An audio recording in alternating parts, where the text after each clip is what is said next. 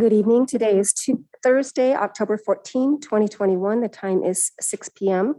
The special meeting of the following will come to order. The Victorville City Council and the same council also sitting as the Victorville Library Board of Trustees, Southern California Logistics Rail Authority, Southern California Logistics Airport Authority, successor agency to the Redevelopment Agency, the City as Housing Assets successor, Joint Powers Financing Authority, and the Victorville Water District. Madam Clerk, will you please call the roll?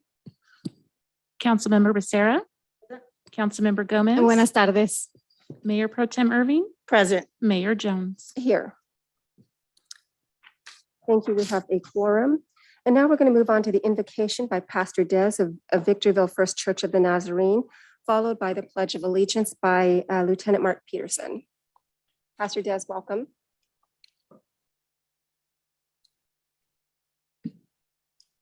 Let's bow our heads in prayer. Father, thank you for this privilege of gathering and calling for your wisdom in this city of Victorville. Grant us the ability to have wisdom, to be the people who are searching for truth and peace. Your word teaches us that without wise leadership, a nation fails, and there is safety in many advisors. Help us to be knowledgeable, O Lord. Give us the ability to remember those who will follow our footsteps. Give this city of Victorville safety, prosperity, and growth.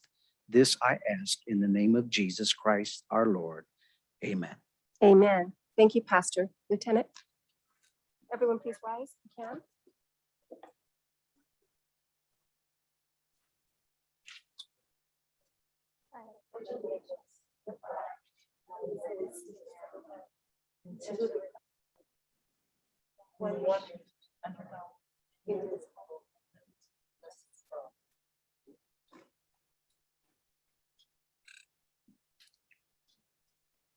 All right, thank you, Lieutenant.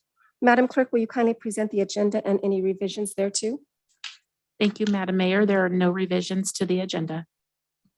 Thank you. And council members, do you have any conflicts of interest to declare? No, ma'am.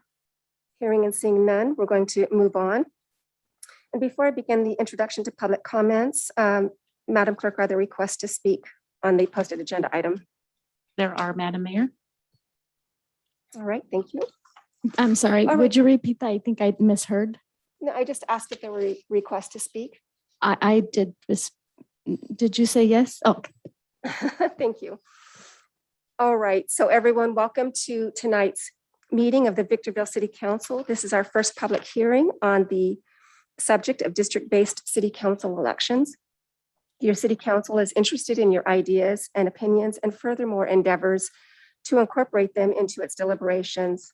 At the same time, the council must be able to carry out its business in an organized and efficient manner free from material disruption. Therefore, this meeting will be administered in accordance with Government Code Section 54957.9 and the council's established policies and procedures. All testimony during this special meeting is limited to the subject matter posted on agenda item 1.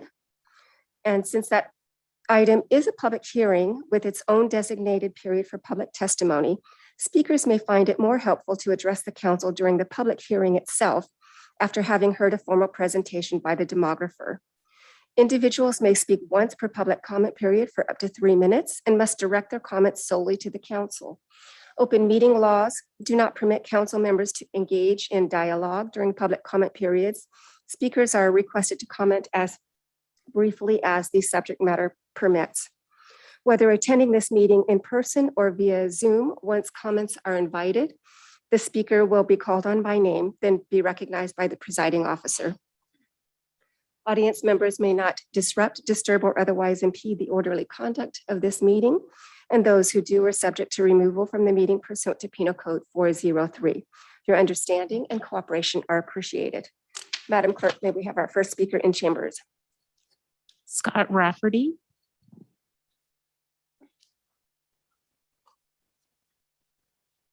Welcome, Mr. Rafferty. Thank you. I expect to speak later in response to what your demographer reports on the agenda item.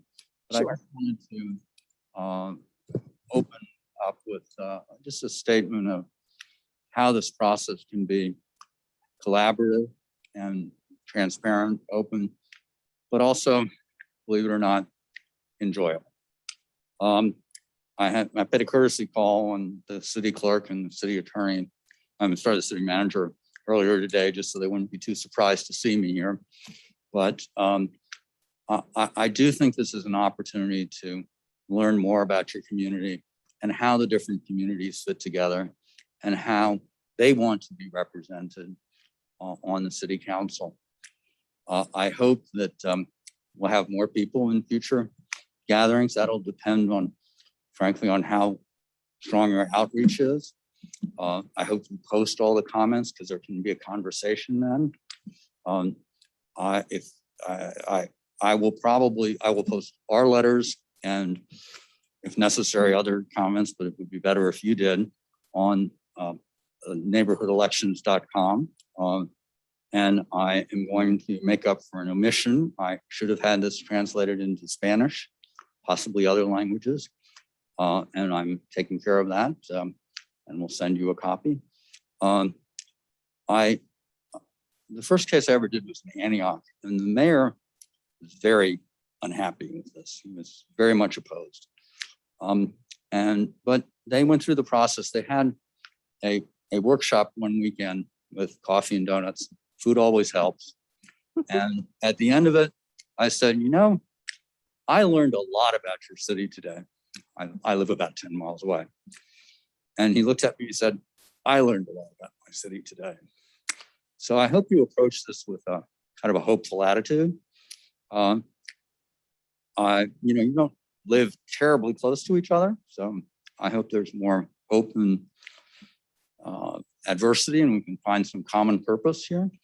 But it really is an opportunity to explore the city and to make it a stronger, better place.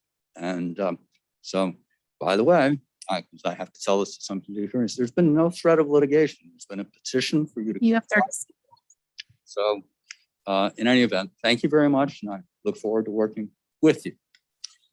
Thank you, Mr. Rafferty. And you can rest assured that this council is committed to a very transparent and robust process. Madam Clerk. Chef Basil, Good evening, Mr. Kimbrough.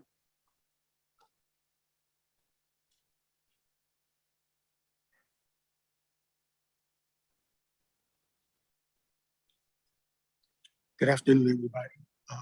I want to speak, I just want to make a comment, but I want to speak on the actual item itself. Mr. Kimbrough, we can barely hear you. Pardon? We want to hear you. I'm wondering if those in the back doing IT can turn up the podium mic. Okay, let's give it a go again. Sounds like there's an echo. Yeah, we can hear you, but your voice sounds very soft.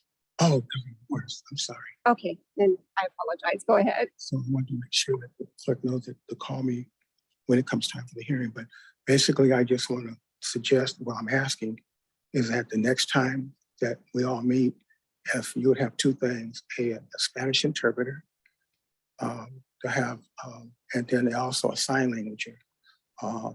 I looked at the new numbers now, and it's true that the community here is really 55 to 56 Hispanic. And I think everybody should be transparent, which you always are. I'm not saying you're not, but I think that we should open better communications. And I think this allows those who might be on the internet to understand, especially sign languages. So I'm requesting at this meeting, if that the next and future meetings of this hearing, that you have an interpreter and a sign languager. Thank you very much. Thank you. Thank you all. Thank you, Mr. Kimbrough. Madam Clerk. Blanca Gomez. So to our audience, Member Gomez is approaching the podium. She's going to speak as a member of the public without the color of authority or any of the authority in her position as a council member. So the audience will be asked to weigh her comments as it would any other member of the public. Thank you. Welcome, Ms. Gomez.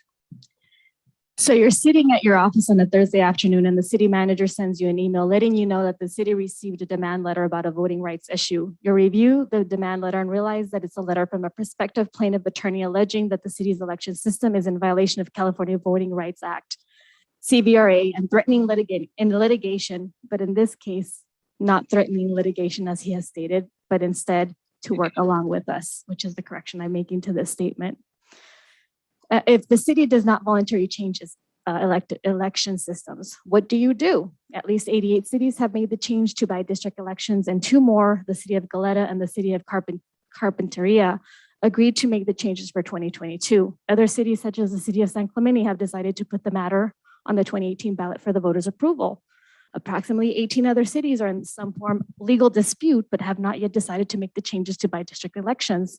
For context, only 28 cities employed bi-district elections prior to passage of CVRA. Cities are not the only public entities susceptible to the CVRA challenge. 32 community college districts, over 165 college districts, and at least 12 other special districts have made the change to bi-district elections. Please take note of the next community and public engagements to follow. Vendrán juntas de acuerdo a los distritos que se estarán mapeando y los vamos a ver. Public hearing number 1, audiencia pública número 2, disculpa, will be held October 26 at 6, octubre 26 a las 6. Community meeting junta comunitaria será noviembre 6 de 10 a 12, November 6 from 10 to 12. The next community hearing will be November 9 at 6, noviembre 9 a las 6.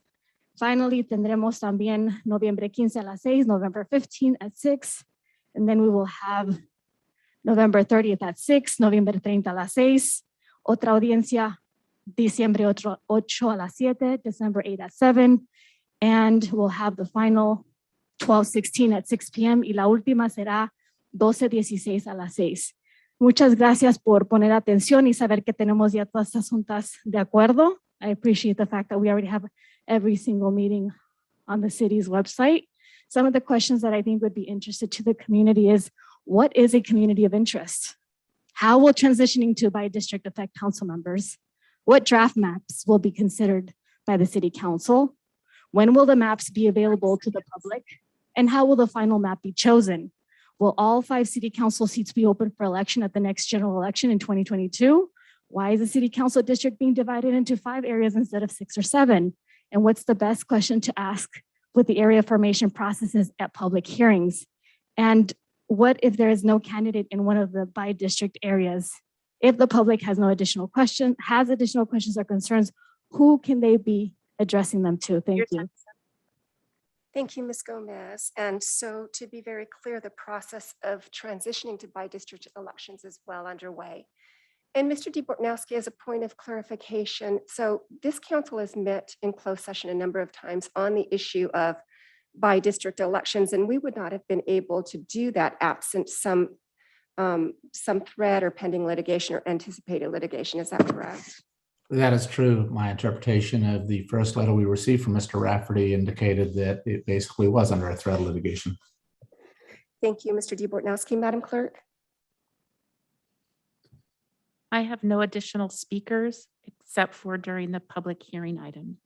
Okay, so that being said, we've completed our section for in-person comments in these chambers, and we're going to move on to requests from our Zoom audience. Madam Clerk?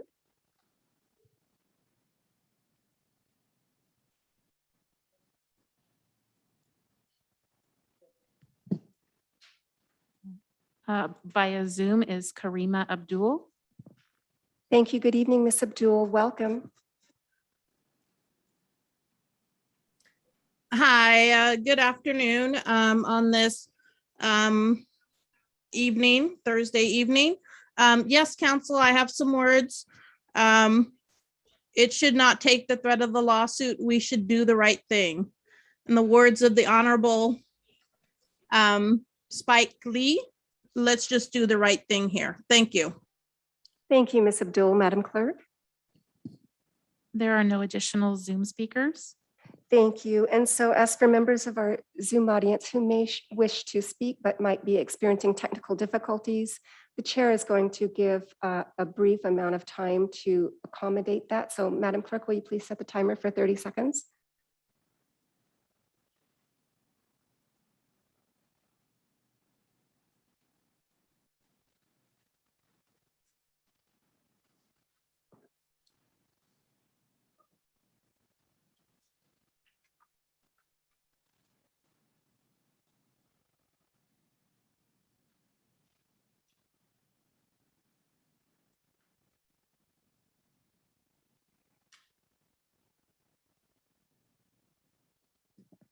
30 seconds has lapsed. Thank you, Madam Clerk. All right, well, that concludes our public comment period. It's now closed and the chair brings the item back to the council.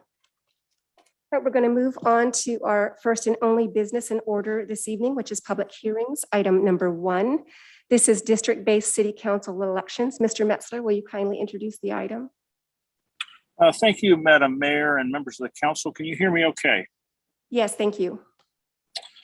Thank you, Madam Mayor. So yes, thank you for allowing me to introduce this item. I will be turning it over shortly to our presenter who will lead the presentation. But just to kick things off, first we're here because this council adopted resolution of intent, or a resolution of intent, on September 27th, just a few weeks ago. That was resolution R-21-100, which is an expression of intent within the next 90 days to adopt and approve districts for an election that is to take place in November of 2022. And so since having approved that resolution of intent, we have retained a professional firm that's experienced in helping cities navigate this process. That consultant is Redistricting Partners, who we brought on board finally on October 6th, just last week. And so they'll be helping us through the process. But one of the things that I wanted to share with this council as staff, it's our goal throughout this process to do everything we can within reason to invite participation by the public. That's going to be our greatest goal. I'm sorry, I'm bothered. There's some unusual women screaming. Member Gomez, if you would like to state a point of privilege, please feel free to assert it. I'm hearing a woman yell and it's very alerting. I don't know. Yes, It's agreed, very, agreed. Your point is well taken. Madam Clerk, do we have any control over that? I'm outside a theme park, so that may be from the roller coaster Oh my. that is behind me. Well, So let's I try it again. apologize.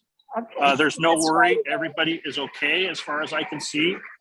I'm actually with my family trying to participate in this meeting while they're having fun in the park. So if I can, it's our goal altogether to invite all public and accommodate all members of the public to be a part of this process. And so since having had the resolution of intent adopted, staff has been working diligently behind the scenes to try to promote the outreach of tonight's event, just for tonight's event in and of itself.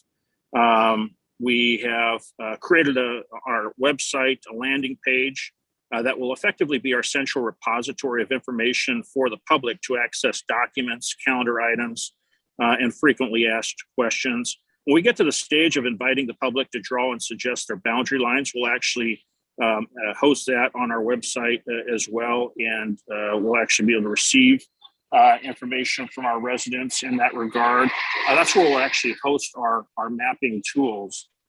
We issued a press release last week to over 34,000 recipients on October 7th, announcing the move to district elections and promoting tonight's meeting. On social media in of itself, we promoted on our social media feeds, which are Facebook, Twitter, and Instagram, 6 social media posts for tonight's public hearing. Among the posts, 3 were in English and 3 were in Spanish. Our postings took place on October 7th, 8th, 11th, 12th, and 14th. We also created a Facebook event for tonight's public hearing. Radio ads, we've already placed a number of radio ads. In fact, we secured 66 radio spots on 4 local radio stations, including Cat Country, The Fox, La X, and Y102. Those radio ads ran from October 9 through 14. Digital ads, we used DVNG, and we obtained 40,000 impressions running from October 8th through the 14th.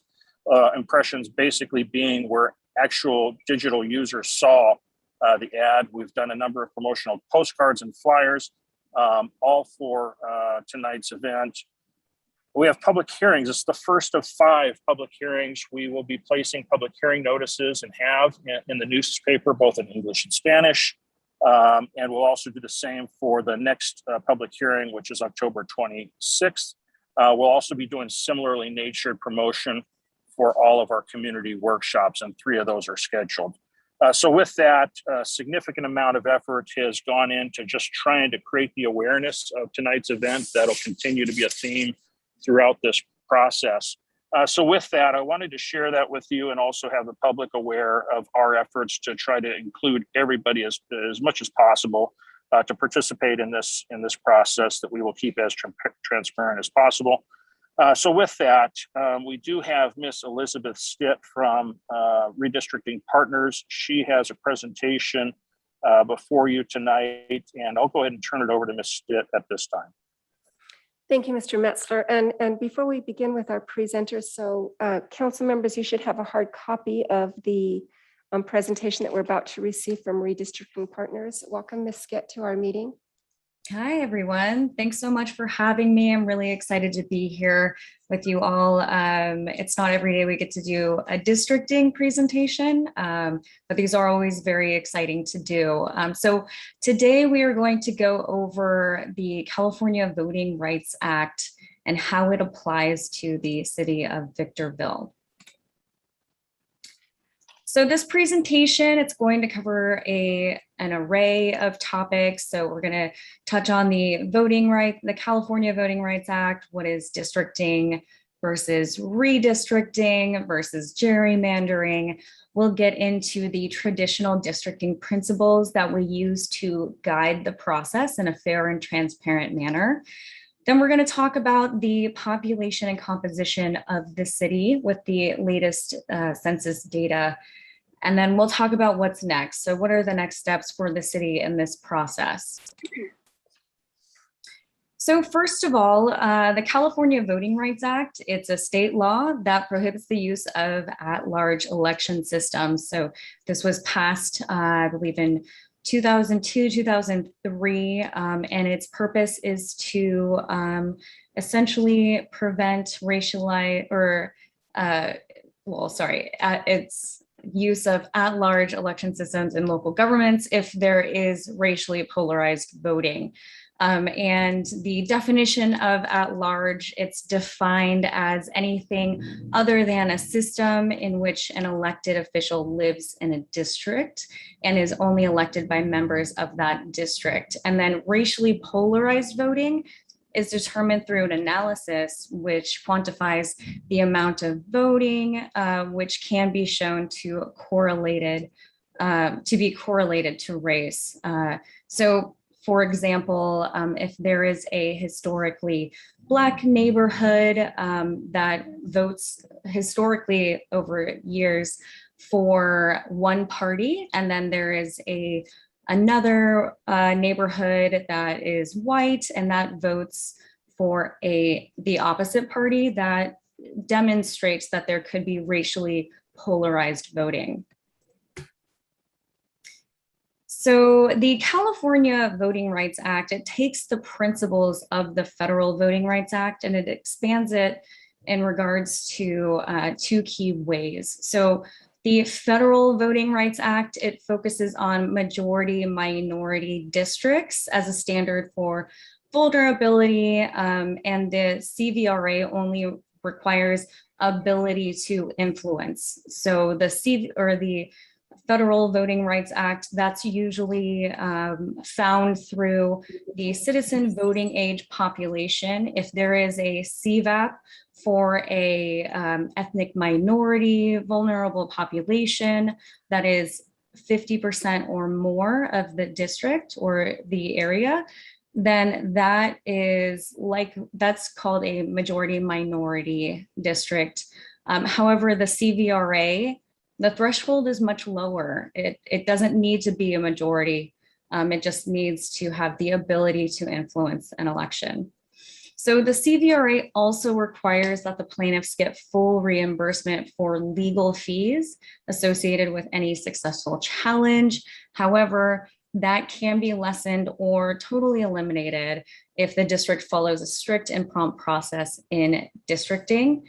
So we will be following the safe harbor guidelines to ensure that Victorville gets through this process in a way that will be smooth and save the taxpayers' dollars. So what is districting?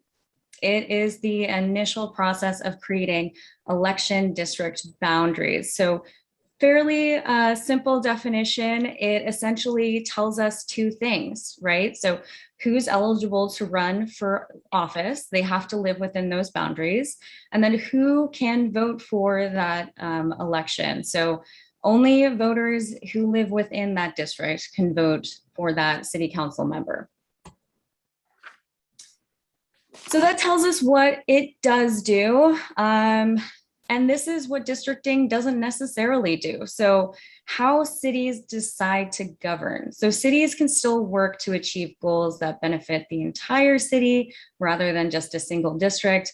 I've heard of some folks, some other agencies who worry that going to districted elections will create mini fiefdoms, and they are worried that they're not going to work as a team to pass legislation, policy agendas that benefit the entire city. And honestly, we have seen the opposite happen, and we have seen many fiefdoms created in at-large districts too. It really depends on the culture of the city council and how they want to work together. So districting really shouldn't have an influence over how the city decides to govern. And then how services or relationships between the city and the public are managed. People will still have an elected official to call up and request services from. They'll still be able to come to City Hall and testify before everyone. That really shouldn't change. And then what is redistricting? So this is a little bit different. Once you go to districted elections, from here on out, everything's just going to be a redistrict. So it's the process of adjusting district lines every 10 years after the US Census comes out. Folks tend to be a little bit more familiar with this happening at the federal and state level. So congressional seats, assembly seats, state Senate seats. But local governments, special districts, they absolutely need to rebalance their lines as well to ensure that every voter, every voice is equal in the community. So within the US, redistricting has become very polarizing, and it's also had many high-profile cases before the Supreme Court recently. And most of that has to do with this. It has to do with gerrymandering. Gerrymandering is different from districting or redistricting, mostly because it has nefarious connotations. So when there's a gerrymander, that essentially means that they are drawing districts to benefit people who aren't the voters. So they're drawing districts to benefit elected officials, incumbents. They're drawing districts to benefit political parties, essentially to dilute the voting power of the people, and most concerningly, to dilute the voting power of vulnerable populations, including ethnic minorities. So when we talk about gerrymandering, that's the bad side of redistricting. However, there are laws in place that are here to prevent that, especially here in California. We recently had the Fair Maps Act pass. The list of criteria you see here is a list, it's a ranked list under the Fair Maps Act. And these are traditional redistricting principles here to help prevent gerrymanders. So the first one that you see on this list, it is each district has to be relatively equal in size. And we're using the US Census data to base that off of. So we're looking at people, not citizens, not voters, but the US Census population. Next, we want to make sure that districts are contiguous. That essentially means that you are keeping the district whole. It is one piece. Next, we want to maintain communities of interest. And this is Particularly important now with the Fair Maps Act, we are placing more and more emphasis on gathering community input to make sure that this is a fair and transparent process. So a community of interest is defined as a group of people who have similar policy concerns and would benefit from being districted in the same district. So it's a group of people, a neighborhood, a community with shared bonds. Next, we want to follow city, county, local government lines when practicable. And then finally, we want to keep districts compact, and that's compact in appearance. Essentially, we are not bypassing nearby population for a distant population. If you think about in science, the most compact size there is, it's a sphere. So shapes like circles and squares are going to be more compact than slivers, which are not compact. Next, let's talk a little bit about the data. So this is based off of the official statewide 2020 census data. So this includes the prisoner population reallocation. The city has 131,417 people. This is a growth rate of 13.4% from 10 years ago. So it's grown quite a bit. That's higher than the state's average. And if we have 4 districts, and correct me if I'm wrong, but if we have 4 districts, the ideal population size is 32,855 people per district.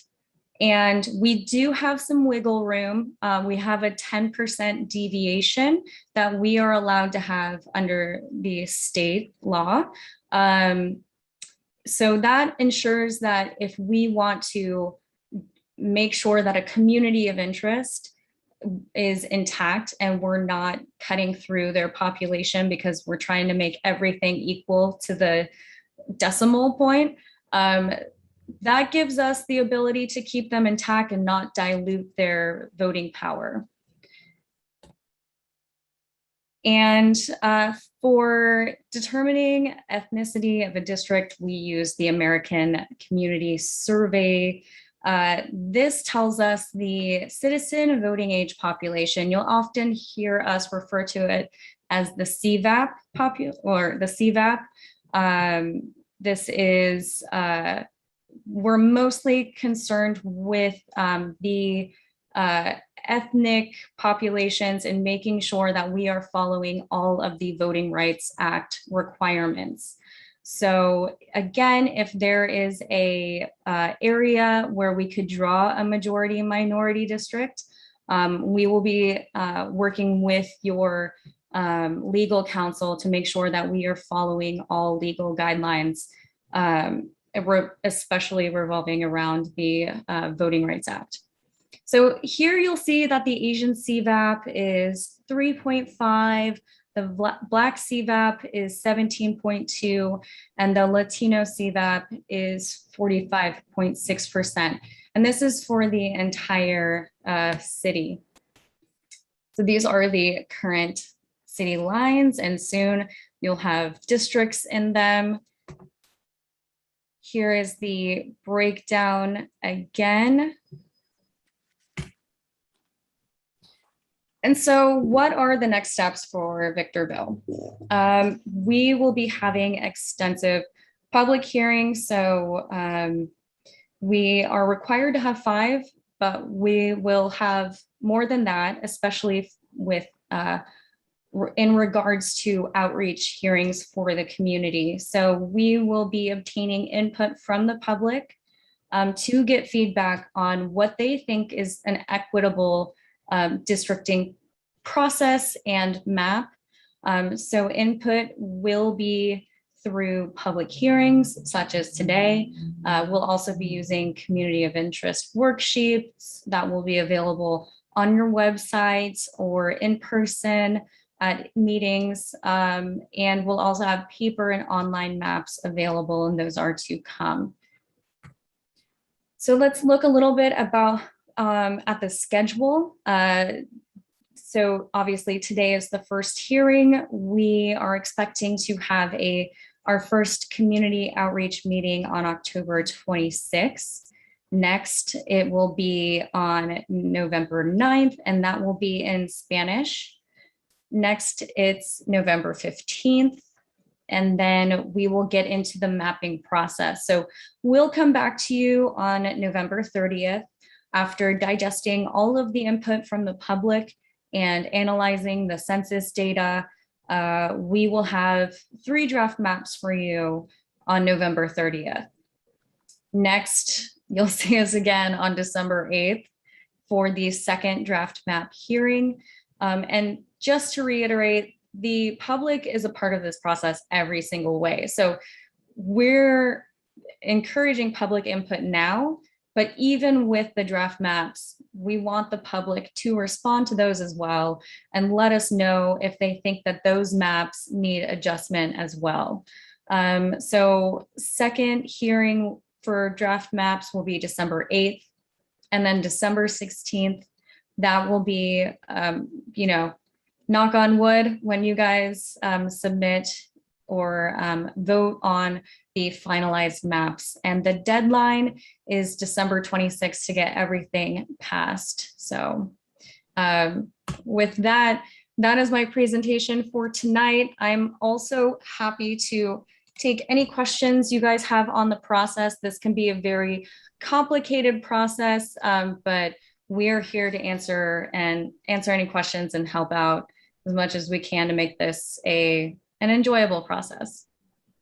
Thank you, Ms. Stitt. So before we begin with questions and comments from council members, Madam Clerk, will you please read the recommendation, knowing full well that we've already gone through points 1 and 2?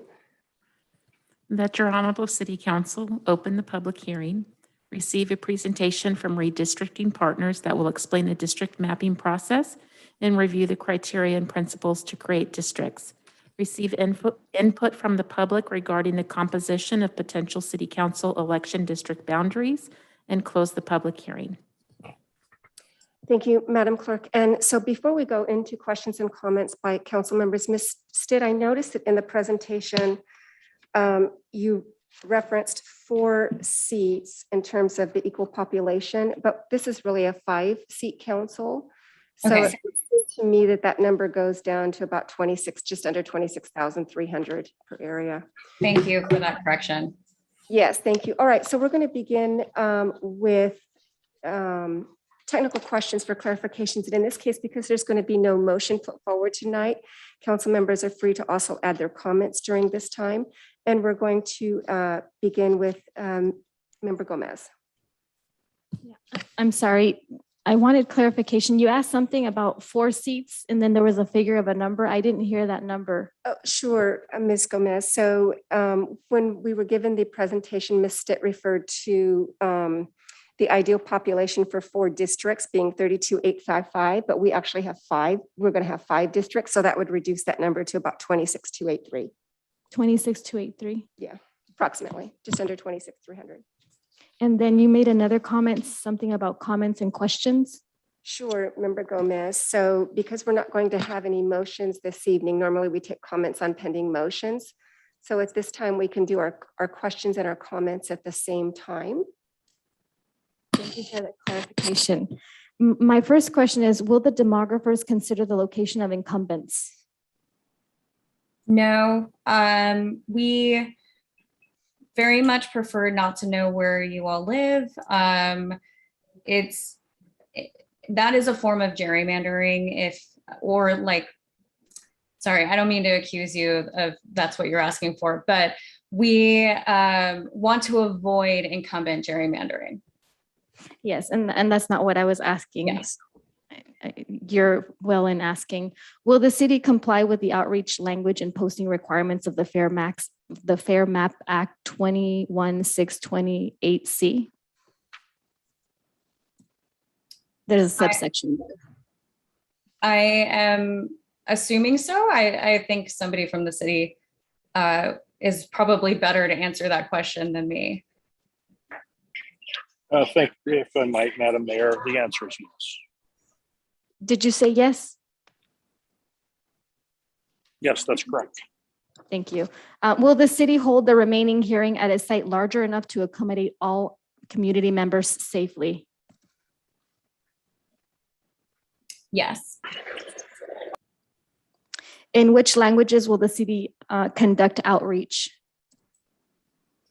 I'm going to let Keith answer more of that, but we have discussed Spanish for specifically one outreach hearing and having translators. That's correct.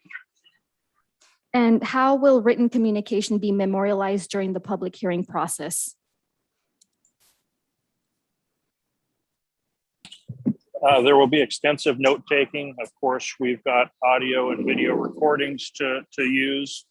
I think those tools largely would be what we principally use to keep a good record and follow up and basically develop the recommendations. And in addition to that, we'll also have maps available for people to draw on. So we'll have that uploaded to the website, and that will be considered public testimony as well. And then how much money will be expended in conducting the CVRA? Wait. It's hard to know exactly at this point in time what it's going to cost total, but I believe in the staff report we identified an amount associated with the contract, which was just shy of $100,000. Of course, we have the appropriation that the council gave last week for additional services. Other things that will incur, things like printing cost, ad placement costs, I'd estimate in the order of $200,000 inside that number that the council authorized for appropriation. And of that dollar amount, how much will be devoted to as services for the purposes of CVRA marketing? We don't have a specific breakdown. Okay. Does Government Code Section 56744 require that the city annex the county pockets along Palmdale Road, Mountain View Acres? And if so, after redistricting, will the district boundaries change? Madam Mayor, members of council, I'm not familiar with that code, so I'd like to be able to do some research with legal counsel as to that specific code. But the scope of our work is to consider everything within our existing jurisdictional boundaries. Saying it differently, if there's county pockets out there that are not in our district boundaries, our jurisdictional boundaries, we will not be dealing with those. We're just dealing with what's in your incorporated boundaries at this time. Okay. Can components of gerrymandering be influenced through incumbents' majority power when selection of maps occur? Sorry, can you repeat that question? Yes. Can the components of gerrymandering be influenced through incumbents' majority power when we're selecting maps? I guess can you rephrase? Yeah, do you want to? I think the answer to that is we're not planning on having any gerrymandering. Yeah. So I'll rephrase. So because the ultimate outcome of a vote is on the city council, does that create an influence for the incumbent majority? Do you understand what I'm trying to get to? I feel like the people don't have the last say, but it's a vote from one of us. I mean, all of us can combine. I see what you're saying.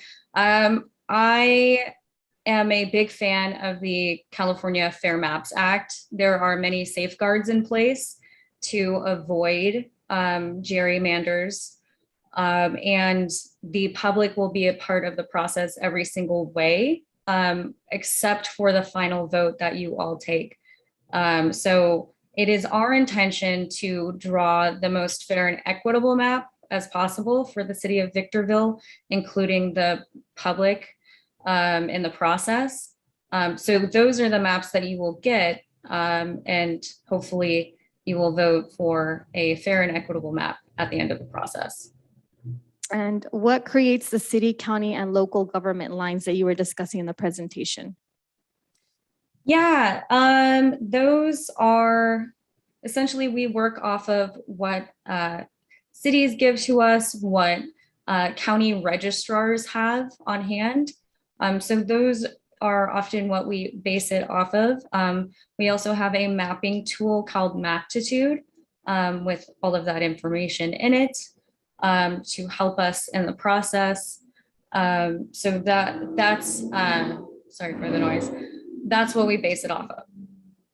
And what data must be considered in ensuring population equity amongst the district areas?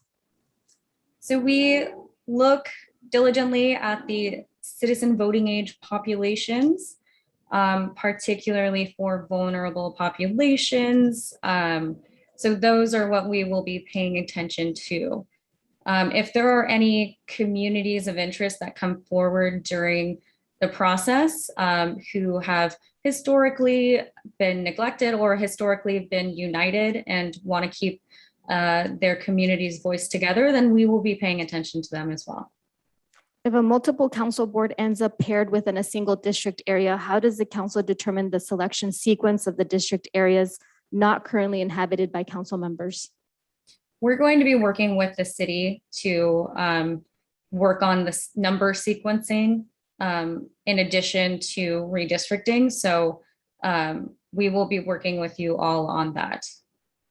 And when will the 2020 US Census data be considered for the formulation of the district area election system maps?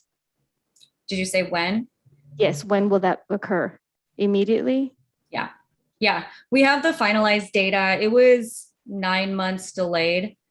So everybody was behind on redistricting, but it came out in, I believe on September 23rd or September 21st, the official census data that we can use. So we can start, all of that data that I already gave you earlier is official data that we will be using during this process. What is a community of interest? A community of interest is a group of people, a neighborhood, a community who have a similar policy concern and would benefit from being districted together. Do you have an example what that is? Yeah, so you have like industry folks can be a community of interest. We often talk about rural versus urban folks. So rural populations have very different needs than an urban setting. So rural, they're often concerned about a lack of transportation. They often lack broadband services versus rural or urban, where they have access to transportation and they're more concerned about things like homelessness and rental issues and stuff like that. Thank you. And will all 5 council seats be open for election at the next general election 2022? I don't believe so. So this is where the sequencing comes in. I believe, so first of all, every single sitting council member will go through their remainder of their term.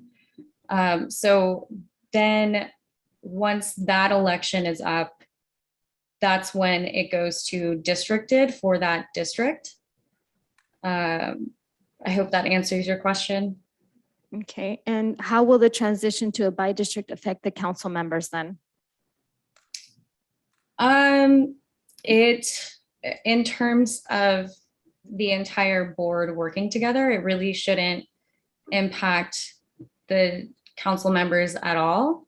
But you will obviously you will have a smaller group of elected voters. And so with that intention under the CVRA, it's to ensure that especially ethnic minority vulnerable populations have a strong voice in the system.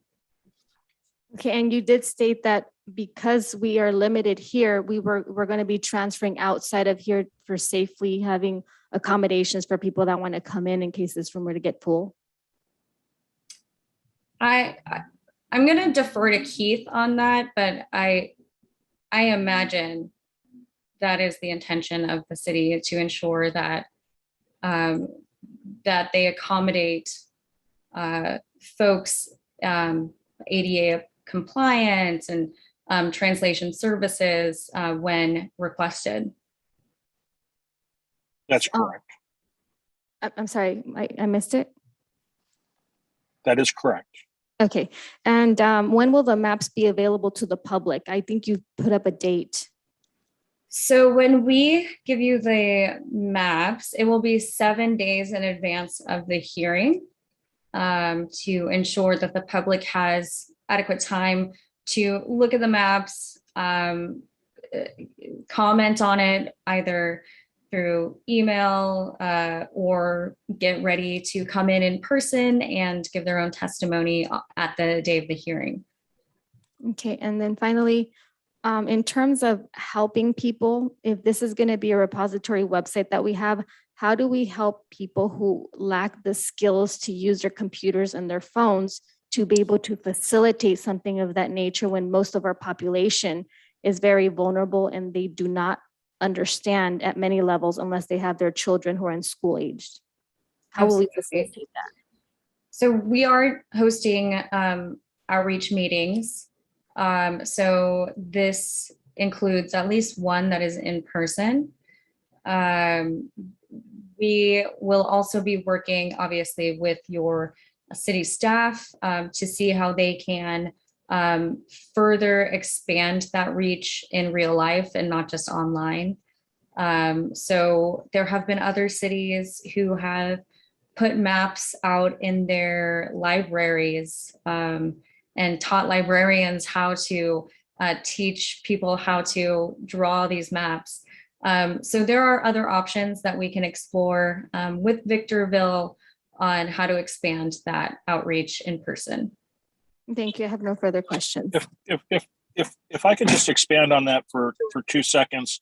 You know, one of the things, despite all of the different tools we'll be using to connect with the public, there's always an opportunity to drive back to a human, and we're going to be very human and try to take a very human approach to it. So either myself or the city clerk, largely everything about this is being run through the city clerk's office.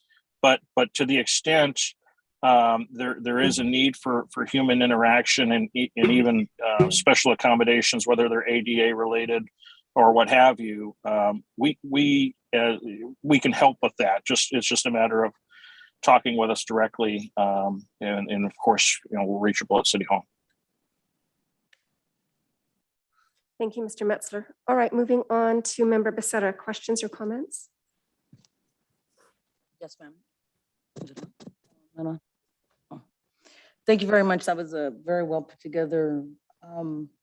But I have a question. Just because we're going to district voting does not mean the city of Victorville was in violation of racially polarizing voting, correct? I'm going to let your counsel answer that. I am not a lawyer. Mr. DeBortnowski. Yeah, there has been no evidence that we are in violation of the CVRA. Okay. And when we're redistricting, you're not, how could you say, you're not putting the lines where specifically all Latinos live, correct? That's correct. Because we can't tell where everybody lives in that sense to hold the vote. And just because 55% is considered Latinos doesn't mean they're just going to be in one district to vote. That's correct. The only reason we would ever do something like that is if we are required under the Federal Voting Rights Act, if there is a PRA seat and we have to draw a district with a majority Latino population. But if we just draw a district that is a majority Latino population, then that would be considered a racial gerrymander, and we cannot do that. Okay. And on the Fair Maps Act, under what website can we get to it? State of California, is it state of California or federal? The Fair Maps Act is a state law, yes. So it is under a state charter. Okay, and then just my last one was Mayor Jones already asked it about being 5 districts, and that's it. Great. Thank you, Member Becerra. Yes, of course. Mayor Pro Tem Irving. Yes, I do have a few questions, and I do have a point where I need some clarification. So, and I want to say, first of all, that I am very open to this process as I'm on a learning curve, and I am excited about learning new things, but I do have a few concerns. So we're here because there's evidence of racially polarized voting, but just so that I'm clear, you did state that, is it a priority or not a priority to create minority majority districts? I would not say that that is a priority. I would say that if we are required, if there is evidence of racially polarized voting, and you get that through a racially polarized voting analysis, then that would require a VRA seat. It's not that we are looking for it, it is that we are told that we have to do it. Okay, so have you conducted such an analysis yourself? Are you planning to do so? We would not do that. I would refer you to the legal counsel on that matter. I guess what I'm saying is we're here because there's evidence of racially polarized voting. Thus, are you going to give weight to creating maps that create minority majority districts? Sorry, legal Am I not counsel. clear? Yeah, I'm not sure, Councilmember Irving, that there has been necessary evidence of racially polarized voting yet. There's been allegations about it, but until we look at those numbers, nothing has established that in fact has occurred. There's only been allegations of that, but that's not been substantiated at this point. Okay, have we completed an analysis? And No, do we plan to? Not at this point. We will look at it to the extent we believe that it's a concern. So we have not, but we plan to? I'm not sure it's been planned yet. I think the process, as the process goes, we'll see if we need to look into it at that point. How will we know if there's evidence? I mean, how will we rule it out, is what I'm saying. So it's possible. I have a few questions, so I'm just curious about that. So there's the Jingles test. That's the Supreme Court. But that's federal, right? We're talking about the state. I mean, I might not be clear on this, so I need you to clarify it for me because you're the expert. So there's the Federal Voting Rights Act, and that's the majority minority seat that we would be required to make if there is found to be an area that is a majority CVAP of ethnic minority population, and there's evidence of racially polarized voting, and you get that through a racially polarized voting analysis. Right. So first we have to see, is there even a population that would be large enough where it would merit further investigation? We haven't met that yet. Okay, as a council person, will this council be aware of such an analysis and the outcome? Absolutely. If we undertake that analysis, certainly we will share it with the council. My other concern has to do with outreach, public outreach. And first of all, I want to applaud that very assertive effort in terms of digital outreach, broadcasting the message. I understand there are a number of tools for interactive mapping and so forth, but I guess I'm thinking about the question that Council Member Gomez brought up. As a teacher during the pandemic, the digital divide became so real, and I suggest that it still exists. So I'm concerned about persons that are not tech savvy, that don't have access, or if they do have access, they have access on their phone and so forth. I noticed that there are a number of community outreach meetings. Have you scheduled, there's a date for them, but is there a time and a place for those meetings that you can share at this time? I understand that you will be doing outreach in Spanish, but are there any other approaches or strategies, such as, are you going to get out there, into the trenches, into the nitty gritty of the community? Will you be reaching out using other forms of communication? Or have you thought about that? Because as I look in the council chambers, I don't see a lot of people. That either means people aren't interested or we didn't do a stellar job in outreach. I don't know which one. I mean, that's what I say, but I'm not an expert, but I'm just looking at council chambers and I'm looking at the number of people that are on Zoom. This is the first time, but hopefully I would like to see a packed house. So this, because it's important. I'll let you answer. Okay, I'm sorry.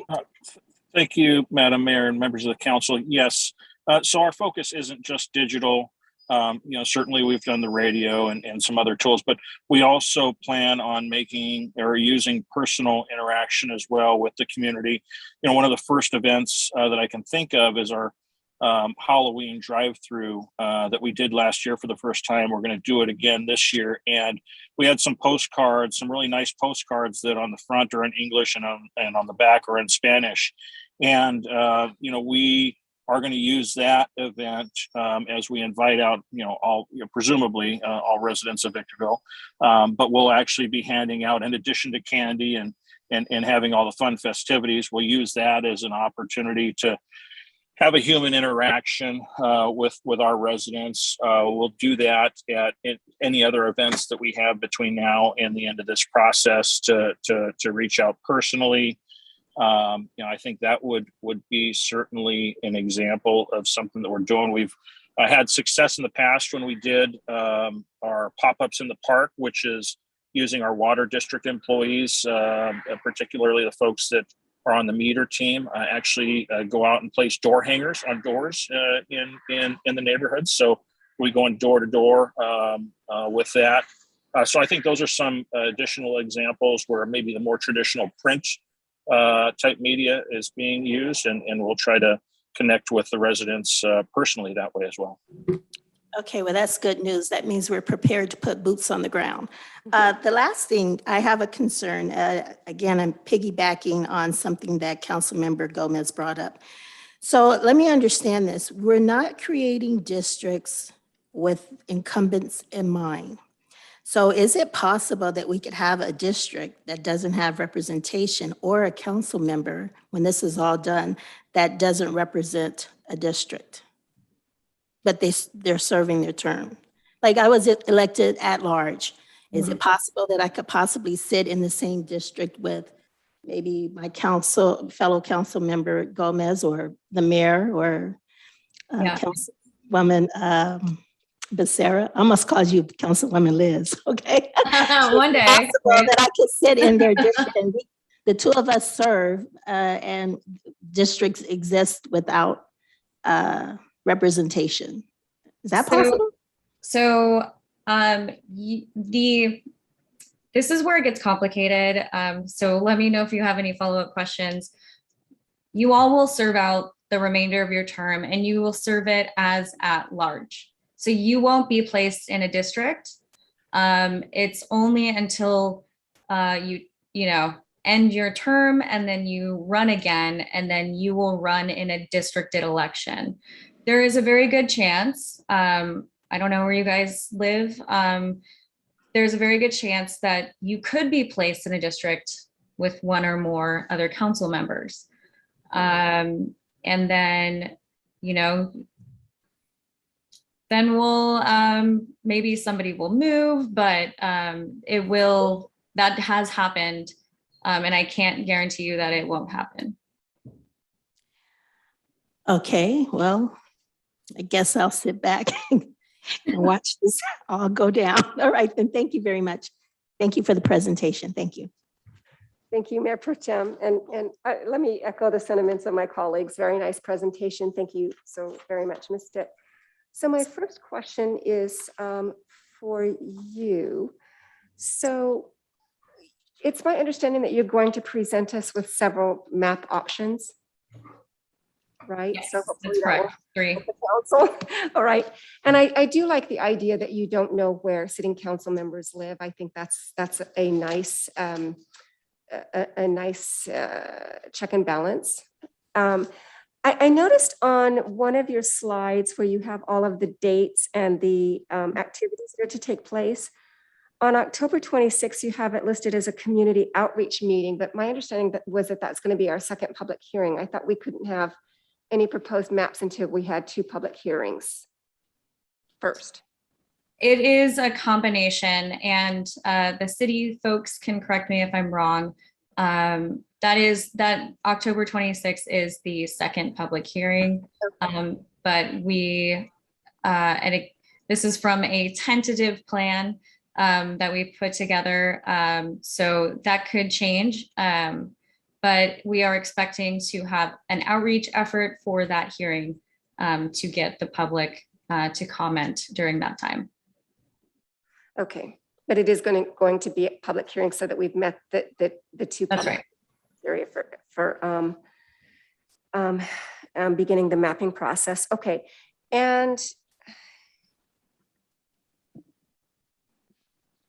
so with the community outreach programs, and Mr. DeBortnowski, Mr. Metzler, Ms. Stick, please feel free to weigh in. Having served on a local school board for 8 years at a time when California introduced the local control funding formula, LCFF.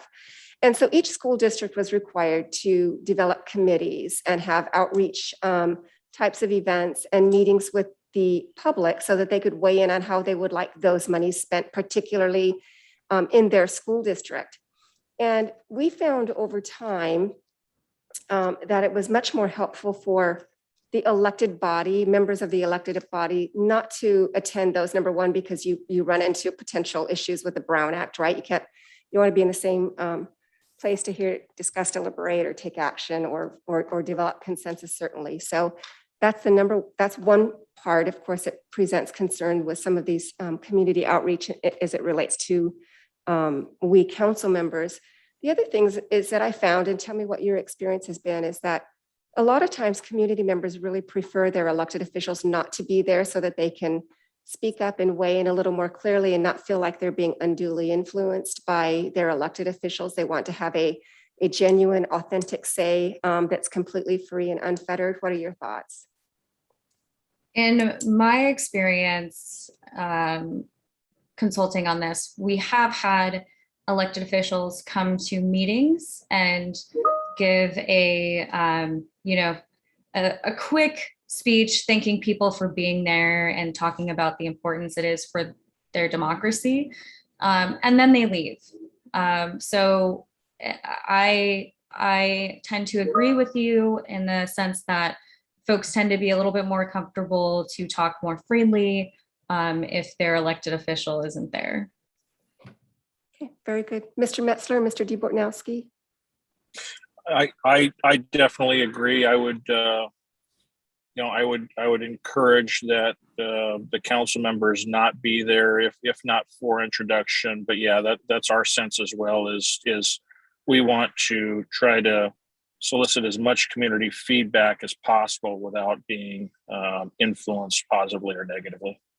I concur as well. I think the concern of a potential Brown Act violation, if you start discussing these matters amongst 3 council members at one of these meetings, and it's not properly agendized, you're going to run afoul of the Brown Act. So fully agree with what Keith said. Okay, very good. All right, so those are my questions and comments. So with that said, I'm going to go ahead and open up the public hearing for public testimony. And excuse me, Madam Clerk, do we have requests to speak from in chambers?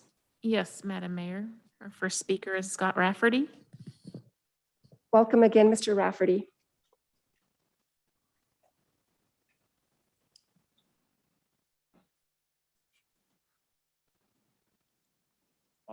You've picked a really good demographer. I was hoping they would show. Mr. Rafferty, I want to hear every word you say. Is there any way you can, that might help? Thank you, sir. So you picked a really good demographer.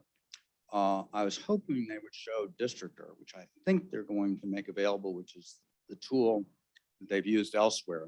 And it's pretty intuitive now. And that's the online tool.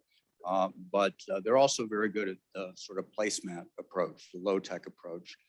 So I want to just focus on some of the, having been to so many of these now, some of the pluses and minuses that you'll face. I mean, it's going to be tough with 4 people because you're going to have to get 3 votes. So that's a challenge.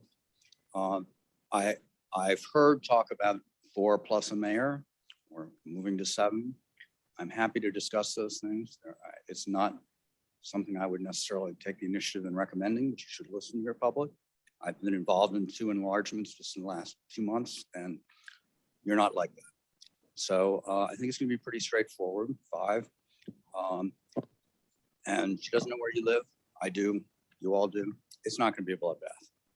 That's an advantage, not because oftentimes everybody lives in the same neighborhood. Thank God that's the case here.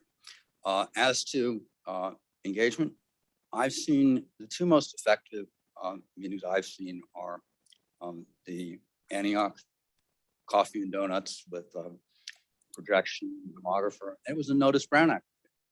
And I think it was important that the members were there.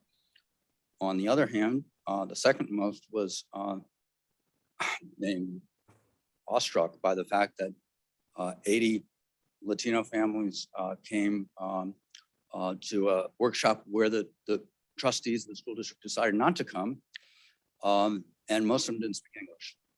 And I learned 2 things. First of all, they had a really great outreach coordinator. You should talk to her because she works miracles. I've really relied on her in other jurisdictions. And secondly, community Latinos care passionately about education, and that's work with the school districts. And racially polarized voting, it's not a bad thing. And you know, I provided some evidence. I can provide more. Let me just suggest this. You take bilingual education, or take 3 Strikes Act. Yes, sir. Black people understand that more deeply, and they care more passionately. They vote differently, and that's all that's required. It's a hair trigger. It's meant to be a hair trigger. You say the mayor of Antioch said he became an advocate for district elections. Said, why does it have to be about race? And the answer is, for 20 years, legislature tried to get just every city automatically to district elections, down to the very smallest. And the governor, Your time is up. thank you very much. Thank you, Mr. Rath. We appreciate it. Madam Clerk. Chef Basil, Good evening again, Mr. Kimbrough.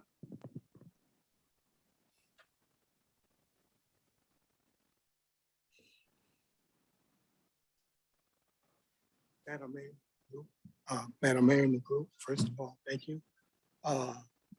Liz is outstanding. She does great work. Paul, that whole group, I'm so glad that you picked that particular firm because they're known all over state of California and the USA. But Mrs. Becerra, I definitely agree with you on what you were saying. Mr. Kimbrough, you address your comments to the entire. Oh, I'm sorry. I concur with the other councilwomen, even though it's 55%, but I also agree with Ms. Irving as well, you know, to that aspect. To Liz, I have a question for you. You don't. Mr. Kimbrough, you have to address your comments to the entire council. Thank you. She doesn't know where everybody lives, but we know where everybody lives because this is what we do as a business. How can we make sure that when she draws these lines, that they don't find out where everybody is because they are a political data team. This is what they do.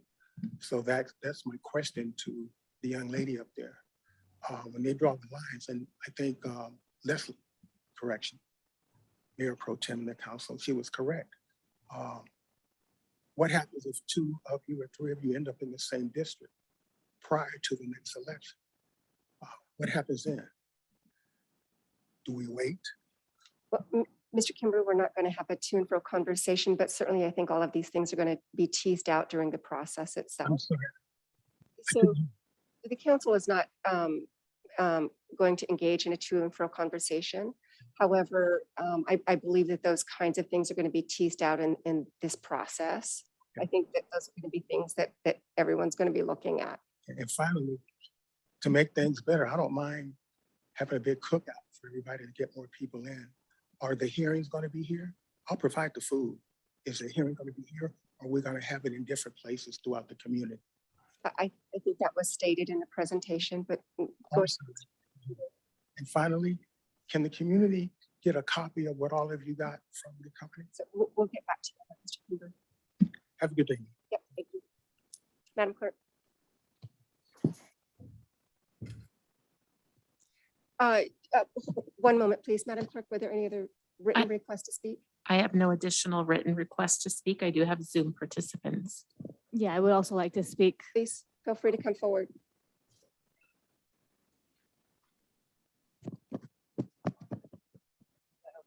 All right, so my name is Erica Rose Camarena. I am a newly business owner in Old Town Victorville and a longtime resident from East Street. I'm here to ask and be a voice for my community. It has so much potential to bring the city money and change for the environment, for like more opportunities and positive change. And also, I would love to be part of doing outreach for you guys. Sorry. Thank you. So, all right, thank you. Thank you Yeah, and very I would much, also ma'am. like to speak. Madam Clerk. Any other requests to speak? Just hands raised in the audience. And then mine is raised too. Member Gomez wishes to speak as a member of the audience. And again, the Councilmember does so as a member of the public without the color of authority or any of the authority as a member of the council. The audience, as per usual, with any audience speaker, will have to determine the amount of weight and credibility they wish to give to the speaker. Welcome, Ms. Gomez. Mi nombre es Blanca Gómez y tengo una comunidad de habla hispana muy grande. Tenemos muchas citas que desafortunadamente muchas de las personas que yo represento y representan las mujeres que están arriba no han tenido la oportunidad de ir uno por uno a darle la cara para decir la importancia que es esta elección, una elección por distrito. Es muy desafortunado que la primera junta que estamos teniendo no hay alguien que pueda interpretar. Tenemos personas en la audiencia que necesitan en este momento la interpretación que estoy diciendo yo, que están diciendo ustedes, que estamos platicando. Y como concejal de la ciudad de Victorville, tengo 5 años aquí, siento la responsabilidad de decirle al pueblo que yo soy un alcance para ellos. Yo soy la intérprete. Si necesitan que hablar, con mucho gusto yo me levanto de ese asiento y yo vengo y interpreto lo que tiene que ser interpretado, porque por ley ellos también tienen el derecho y la habilidad de ser escuchados, así como nosotros estamos siendo escuchados en inglés, ¿verdad? Quiero decirles que muchas de las cosas que tenemos el pueblo quizás no tiene la habilidad muy fácilmente de usar un teléfono para entrar a estos mapas y qué es lo que hacer un mapa y cuál es la importancia de hacer un mapa. Entonces, en esta audiencia pública es muy importante que vengamos acá enfrente y le digamos a nuestro gobierno que nosotros queremos una representación más justa de lo que usted piensa. Es muy diferente a lo que nosotros estamos viendo. No solamente al habla hispana, también hay personas que son sordos mudos que no tienen la habilidad ni saben lo que estamos haciendo aquí. ¿Cuántas de esas personas están yendo al sitio de la web de la ciudad de Victorville para ver qué está haciendo la ciudad de Victorville cuando muchos están pasando hambre? La economía que tienen no le está dando suficiente para darle a su hijo de comer. Tienen 2, 3, 4 trabajos, 5 familias viviendo en un hogar que no están poniendo atención porque es más importante su familia que venir aquí a ver cómo nosotros le estamos representando. Y desafortunadamente ha sido mi personal experiencia que la justicia de cada una de estas personas que estamos aquí, que tenemos de 1969, no ha sido justo a las comunidades de color, mucho menos a las comunidades que son habla hispana. Y lo estamos viendo cuando una concejal tiene que levantarse del asiento para escuchar y para decir en el idioma que ella aprendió de su niñez, para proteger a las personas que ella dijeron, nosotros queremos que tú estés ahí, Blanca Gómez, porque yo quiero seguir después, porque Blanca Gómez no va a estar aquí por siempre, pero yo quiero alzar líderes, y esos líderes que vienen son las personas que me representan también a mí, que están pasando hambre o que no tienen suficiente de dónde venir o no te pueden enseñar la cara a ti porque no sabes el idioma. Gracias. Thank you, Ms. Gomez. Madam Clerk, that was the remainder of the in-person requests. Yes, Madam Mayor. All right, thank you. So now we're going to move on to our Zoom audience request to speak. Yes, Romero Rodriguez. Good evening, Mr. Rodriguez. Welcome. Yes, 1 second, making my timer set. Yes, I commend councilperson for the words they just said. And me not being new to Victorville, but more than anything else, going to all the meetings since so many years back. I was at a meeting when we asked for translation services, and they said that we should learn to speak American. One of the council members, white council people, said that. The other council member said that he'd rather pay for the Little League electricity than to pay for translation services. When we're looking at a population of about 54 to 59% Hispanics and 14% white, and when does a minority become the majority, and how do you classify them? I have graphs from the city of Victorville eliminating complete Hispanic population and classifying them with Caucasians as white. I mean, that is what the city is. It's never represented the Hispanic community. They don't want the Hispanic community. And this, what I'm saying right now is to the city, to everybody.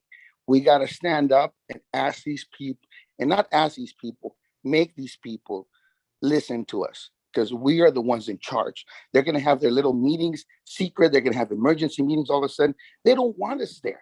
Last time we had a lot of people there. We had 2 white people tell 2 white cops to beat up on 2 Mexican people. And boots on the ground, yeah. One was on Mr. one person's Rodriguez, head, and the other one was. We're talking about the same thing. We're talking about the same thing. We want representation. Don't interrupt me, please. Don't interrupt me. Give me back my time.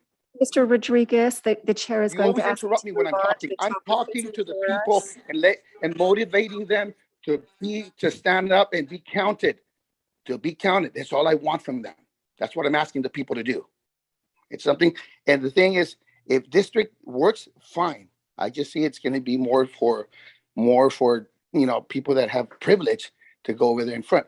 We have to be involved in these maps. And as we saw, these people can take control. They're going to have people trying to negotiate the maps and trying to make it to their benefit. Remember, they've been in power since 1969. And we're not talking about benefits for the Hispanic.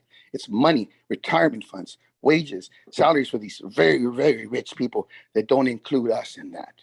So people of Victorville, wake up, despierten, por favor. And this is to everybody, all the minorities, you don't have to be Mexican and poor to be a minority. You can be white and needy, whatever, it doesn't matter. But we have to wake up.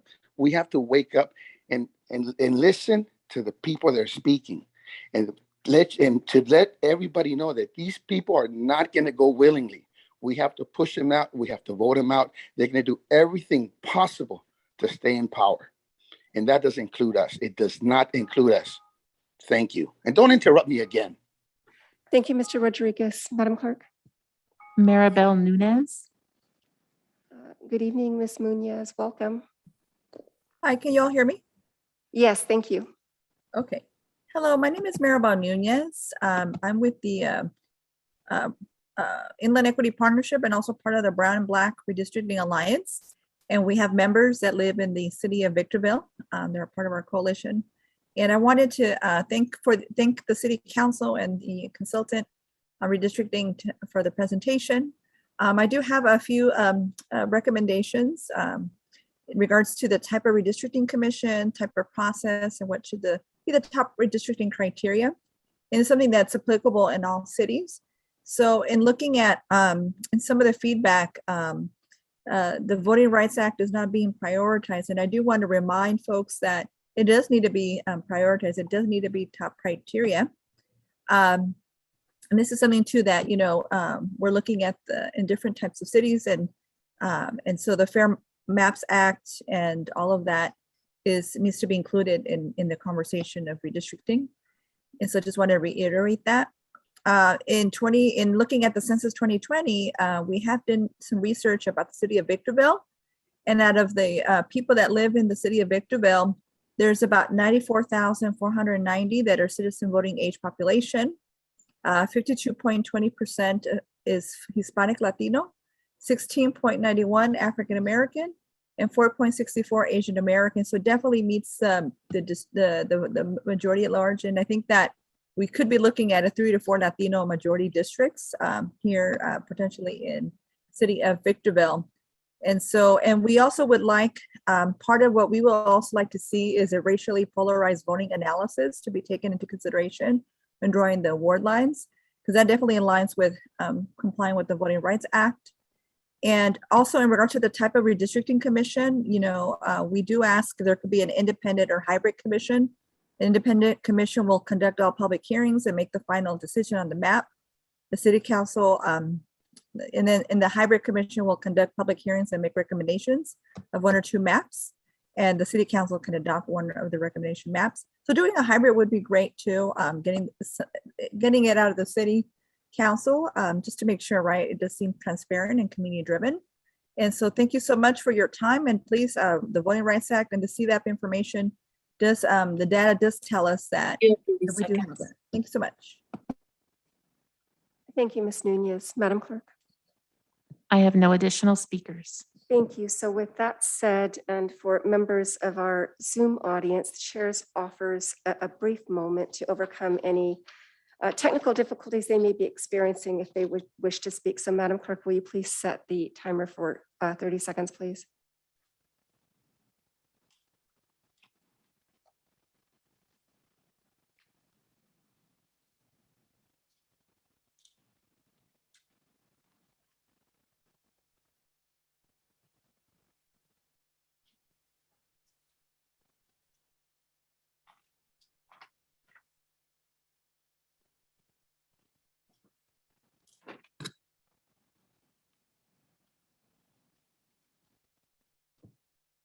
Thirty seconds has lapsed. I still have no additional speakers. Thank you, Madam Clerk. So with that said, the chair closes the public hearing and brings this item back to the council. That concludes our business for this evening. And as a matter of housekeeping, all council members, staff, and audience members will kindly